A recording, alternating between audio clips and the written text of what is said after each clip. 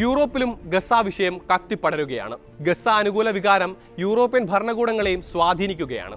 അതിന്റെ തെളിവായിരുന്നു French president Emmanuel മാക്രോണിന്റെ കഴിഞ്ഞ ദിവസത്തെ പ്രസ്താവന. ഫ്രാൻസ് ഫലസ്തീൻ രാഷ്ട്രത്തെ അംഗീകരിക്കുവാൻ പോകുന്നുവെന്നായിരുന്നു മാക്രോൺ പറഞ്ഞത്. ആരെയും പ്രീണിപ്പിക്കാനല്ല, ശരിയായ നിലപാട് അതാകുമെന്ന തിരിച്ചറിവാണ് അങ്ങനെ ഒരു തീരുമാനത്തിലേക്ക് നയിച്ചതെന്നും മാക്രോൺ പറഞ്ഞിരുന്നു. പ്രസ്താവന ഇറങ്ങി ദിവസങ്ങൾ പിന്നിടുമ്പോഴാണ് യൂറോപ്പിലെ പ്രമുഖ സംഗീത മത്സരമായ യൂറോവിഷന്റെ 2025 എഡിഷനിൽ ഇസ്രായേലിനെ പങ്കെടുപ്പിക്കുന്ന കാര്യത്തിൽ ചർച്ച വേണമെന്നാവശ്യപ്പെട്ട് സ്പെയിൻ രംഗത്ത് വന്നിരിക്കുന്നത്. യൂറോപ്പിലെ ടെലിവിഷൻ സ്ഥാപനങ്ങളുടെ കൂട്ടായ്മയായ യൂറോപ്യൻ ബ്രോഡ്കാസ്റ്റിംഗ് യൂണിയൻ അഥവാ EBU സംഘടിപ്പിക്കുന്ന യൂറോവിഷൻ ലോകത്തിലെ തന്നെ ഏറ്റവും വലിയ സാംസ്കാരിക പരിപാടികളിൽ ഒന്നാണ്. ഗസയിൽ വംശഹത്യ നടത്തുന്ന ഇസ്രായേലിനെതിരെ ഉയരുന്ന ജനവികാരം പരിഗണിക്കണമെന്ന് കാണിച്ച് സ്പെയിനിന്റെ ദേശീയ ടെലിവിഷൻ ചാനലായ RTVE യൂറോവിഷൻ സംഘാടകർക്ക് കത്ത് നൽകിയിരിക്കുകയാണ്.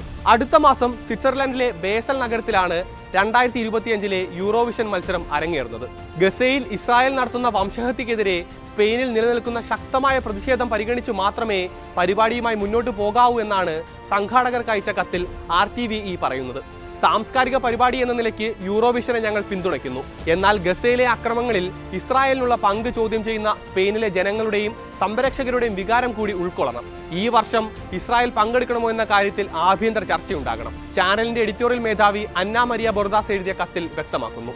യൂറോവിഷൻ മുന്നോട്ട് വയ്ക്കുന്ന സമഗ്രത, വൈവിധ്യം, തുല്യത, ഉൾക്കൊള്ളൽ തുടങ്ങിയ മൂല്യങ്ങൾ മത്സരത്തിൽ പങ്കെടുക്കുന്നവർ പാലിക്കുന്നുണ്ട് എന്ന് ഉറപ്പുവരുത്തണമെന്നും അവർ ആവശ്യപ്പെടുന്നുണ്ട്. യൂറോവിഷനിൽ ഇസ്രായേൽ പങ്കെടുക്കുന്നതിനുള്ള ആശങ്ക വെറും രാഷ്ട്രീയ കാരണങ്ങൾ കൊണ്ട് മാത്രമല്ലെന്നും സമൂഹത്തിന്റെ വിവിധ ഭാഗങ്ങളിൽ നിന്ന് ഉയർന്നു വന്ന ശബ്ദങ്ങളുടെ പ്രതിഫലനമാണെന്നും ചാനൽ മേധാവി ഹോസെ പാബ്ലോ ലോപ്പസും വ്യക്തമാക്കുന്നുണ്ട്. സ്വീഡനിലെ മാൽമോയിൽ കഴിഞ്ഞ വർഷം നടന്ന യൂറോവിഷൻ 2024 എഡിഷനിലെ ഇസ്രായേൽ പങ്കാളിത്തത്തിനെതിരെ വൻ പ്രതിഷേധമാണ് ഉയർന്നു വന്നിരുന്നത്. ഇസ്രായേൽ ഉണ്ടെങ്കിൽ സ്പെയിൻ പരിപാടി ബഹിഷ്കരിക്കണമെന്ന ആവശ്യവും ശക്തമായിരുന്നു. ആർട്ടിസ്റ്റുകളും ആക്ടിവിസ്റ്റുകളും പൊതുജനങ്ങളും അടക്കം നിരവധി പേരാണ് ഇക്കാര്യം ഉന്നയിച്ചിരുന്നത്. പ്രതിഷേധം വകവയ്ക്കാതെ പങ്കെടുത്തത് കൊണ്ടാണ് കഴിഞ്ഞ വർഷം സ്പെയിനിനെ പ്രതിനിധീകരിച്ച് പാടിയ നെബുലോസ ദയനീയമായി പരാജയപ്പെട്ടതെന്നും വിലയിരുത്തലുകളുണ്ട്. ജനപ്രിയ ഗായികയായ നെബുലോസയ്ക്ക് പ്രതീക്ഷിച്ചതിലും വളരെ കുറഞ്ഞ വോട്ടാണ് കഴിഞ്ഞ വർഷം ലഭിച്ചത്. ഫലസ്തീനികൾക്കെതിരായ വംശഹത്യ വെളുപ്പിക്കാനുള്ള അവസരമായാണ് ഇസ്രായേൽ യൂറോവിഷനെ ഉപയോഗിക്കുന്നതെന്നും ഈ പരിപാടിയിൽ നിന്നും മാത്രമല്ല എല്ലാ സാംസ്കാരിക വേദികളിൽ നിന്നും സയനിസ്റ്റ് രാഷ്ട്രത്തെ മാറ്റി നിർത്തണമെന്നുമാണ് സ്പെയിനിലെ മുൻ സാമൂഹ്യക്ഷേമ മന്ത്രി ഇയോൺ ബെല്ലാരയുടെ പക്ഷം. പ്രമുഖ ഇടതുപക്ഷ പാർട്ടിയായ പൊദേമോസിന്റെ അധ്യക്ഷ കൂടിയാണ് ഇയോൺ ബെല്ലേര. യുക്രൈൻ അധിനിവേശത്തിന്റെ പേരിൽ 2022 റഷ്യ ഒഴിവാക്കിയ സംഘാടകർ എന്തുകൊണ്ട് 2024 ഇസ്രായേലിനെതിരെ നടപടിയെടുത്തില്ല എന്നും അവർ ചോദിക്കുന്നുണ്ട്.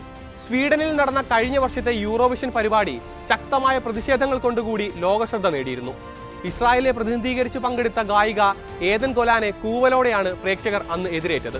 വേദിക്ക് പുറത്ത് ശക്തമായ പ്രക്ഷോഭങ്ങളും അന്ന് അരങ്ങേറിയിരുന്നു. വിശ്വപ്രസിദ്ധ പരിസ്ഥിതി പ്രവർത്തക ഗ്രേറ്റ തുൻബർഗ് അടക്കം ആയിരക്കണക്കിന് ആളുകൾ പ്രതിഷേധ പരിപാടികളിൽ പങ്കെടുക്കുകയും ചെയ്തിരുന്നു. ഇസ്രായേലി ഗായിക ഉൾപ്പെടുന്ന സെമി ഫൈനൽ മത്സരങ്ങൾക്ക് തൊട്ടു മുൻപായിരുന്നു അന്ന് പ്രതിഷേധക്കാർ മാൽമോ നഗരത്തിൽ പ്രക്ഷോഭം നടത്തിയത്.